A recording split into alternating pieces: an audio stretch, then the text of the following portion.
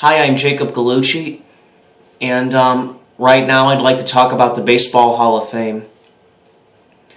Yesterday, 4 players got inducted. Randy Johnson, Pedro Martinez, John Smoltz, and Craig Biggio. And Johnson, Martinez, and Smoltz, this was their first year of eligibility, and they all got in. Craig Biggio, this was his third year, and he got in, and they were all great players. They all deserve to get in, absolutely. A few players just missed getting in. Mike Piazza, he's in his third year on the ballot. He ended up getting 69.9% of the votes. And in order to get in, you have to get at least 75%, so he just missed. And I'm thinking Piazza will get in next year, most likely. Then Jeff Bagwell, he's in his 5th year of eligibility, and he ended up getting 55.7% of the votes. And Tim Raines, he's in his 8th year on the ballot, and he ended up with 55.0% of the votes. Curt Schilling finished 8th. He's in his 3rd year on the ballot, and he ended up getting 39.2% of the votes. After that is Roger Clemens. He's in his 3rd year on the ballot, and he got 37.5% of the votes, and he shouldn't even be on the ballot. I mean, he used steroids. Excuse me. Number 10 is Barry Bonds, and he's in his 3rd year on the ballot, and he finished with 36.8% of the votes, and again, he shouldn't be on the ballot because he used steroids. Lee Smith was 11th at 30.2%, and he's in his 13th year on the ballot, and he only has 2 years left before he gets taken off the ballot. And I don't think he'll get the 75%, which is unfortunate because he was a good pitcher. He really was. He finished with 478 saves. He was the all-time leader in saves before his record was broken by Trevor Hoffman and Mariano Rivera. Edgar Martinez was 12th at 27%, and he's in his 6th year on the ballot. Alan Trammell was 13th at 25.1%, and he's in his 14th year on the ballot. And next year will be his final year of eligibility, and there's no way he's getting to 75%, which is a shame because he was a good player. He really was. Mike Mussina's in his 2nd year on the ballot, and he finished at 24.6%. Jeff Kent's he's in his 2nd year as well, and he finished at 14.0%. Fred McGriff's in his 6th year, and he finished at 12.9%. Larry Walker's in his 5th year, and he ended up at 11.8%.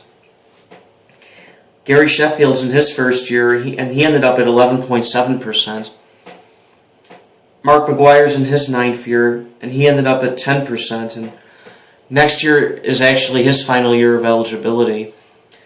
Last year, they lowered the maximum amount of years to be on the ballot from 15 to 10. They lowered it to 10, so McGwire's chances of getting in are 0. He's not getting in. He shouldn't be on the ballot anyway because he used steroids. Don Mattingly, in his 15th and final year on the ballot, he ended up at 9.1%. It's a shame he didn't get in because he was good. Don Mattingly was a really good player. Sammy Sosa, in his 3rd year on the ballot, ended up at 6.6%, and he shouldn't be on the ballot because he used steroids. And Nomar Garciaparra, in his 1st year on the ballot, ended up at 5.5%. And if he hadn't gotten hurt so much, I think his Hall of Fame percentage would be a lot higher. He'd have a much better chance of getting in if he had stayed healthy, for sure. And among the players who didn't get 5%, the one I'm shocked that didn't get 5% was Carlos Delgado. Delgado was a good player, he really was. He ended up at 3.8%, so he won't be on the ballot anymore. And every other player got 4 votes or less. Troy Percival got 4 votes, and he was a good relief pitcher, but he's not a Hall of Famer, no. Tom Gordon got 2 votes. I mean, he was good, but he's not a Hall of Famer. And how the hell did Aaron Boone get 2 votes? Aaron Boone, I mean, I mean, he was okay, but there's no way in hell that he's a Hall of Famer, no. Darren Erstad got 1 vote. I mean, he was okay, but he's not a Hall of Famer. And the following players got 0 votes.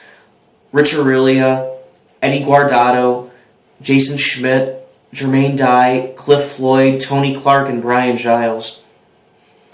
And they were all decent players, but they're not Hall of Famers. Certainly not. And if I had a chance to vote for the 10 players, if I had a vote, here are the 10 players I would have voted for.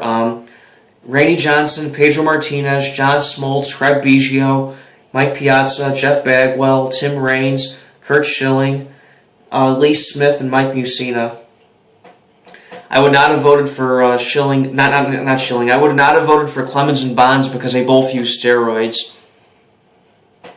And on next year's ballot, the 2 most notable new guys on the ballot are Ken Griffey Jr. and Trevor Hoffman. And I think they'll both get in next year. And I think Mike Piazza will get in next year as well. And I think Jeff Bagwell and Tim Raines, I think they'll both just miss. I think they'll both just miss getting in. They'll both get at least 60% of the votes, but I don't think either of them will get to 75. And Tim Raines is running out of time. He only has 2 years left. This year was his 8th year of eligibility. He has 2 years left. I think he'll get in with Bagwell in 2017. And there's 4 other first-year guys who could get at least 5% of the votes, but probably not. Jim Edmonds could. Edmonds was good. Edmonds could get 5%, I think, maybe. I don't think he'll ever get in, but I think he could get at least 5%. Billy Wagner was a good relief pitcher. He might get 5%, but maybe, but probably not. It's possible he might. Garrett Anderson will get a few votes, but I don't think he'll get 5%.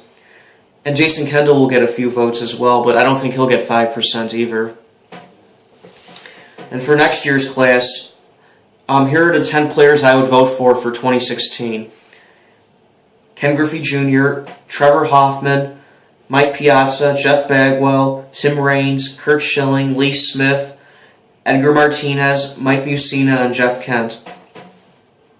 And I think next year for sure, Griffey and Piazza will get in, and I think Trevor Hoffman will get in next year as well.